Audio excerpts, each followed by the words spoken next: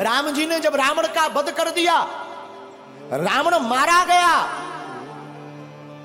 रात का समय और रात्रि के काल में, रात्रि के समय में प्रभु राम चांद की चांदनी को निहारते हुए एक शिला पर बैठे हैं।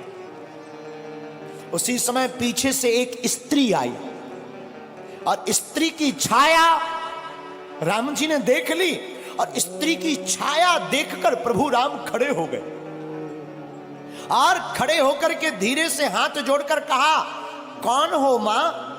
हे मां, तुम कौन हो? कृपा करके अपना परिचय दीजिए। इतना सुनते ही वो छाया रूपी जो स्त्री थी फबक फबक कर रोने लगी। प्रभु श्री राम ने कहा, क्या हुआ, कौन हो तुम? तो वो जो स्त्री थी वो बोली, राम मैं कोई और नहीं, मैं अभाग्नि पापनी रावण की पत्नी मंदोदरी हूं। तो प्रभु श्री राम ने कहा, मां रावण का तो आज वध हो गया और तुम इतनी जल्दी इतनी रात को अकेली मेरे पास क्यों आई हो? क्या बात है मां, सब ठीक तो है, सब खैरियत तो है ना मां?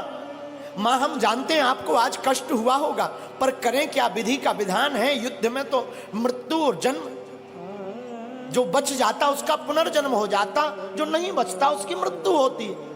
मंदोदरी कहती, राम मैं कुछ नहीं देखने आई, बस तुम्हें देखने आई।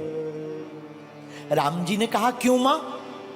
तो मंदोदरी कहती है, राम मैं देखना चाहती हूं कि वो वीर कौन है, वो रघुवीर कौन है जिसने हमारे इतने शहंशाह पति को ढेर कर दिया, और उसमें ऐसी कौन सी बात है कि जो हमारा पति किसी नहीं जीत सका, उसको भी मार डाला। तो प्रभु राम ने हाथ जोड़कर पूछा, मां आपने मुझ में ऐसा क्या देखा, जरा बताओ जो तुम्हारे पति से अलग है। मंदोदरी कहती, राम एक मेरा पति था जो पर स्त्री को अपनी पत्नी नहीं बनाना चाहता था, और एक राम तुम हो कि स्त्री की छाया देख करके भी खड़े होकर मां से संबोधित करते हो। ये राम का आदर्श, ये प्रभु श्री राम का स्थापित आदर्श है।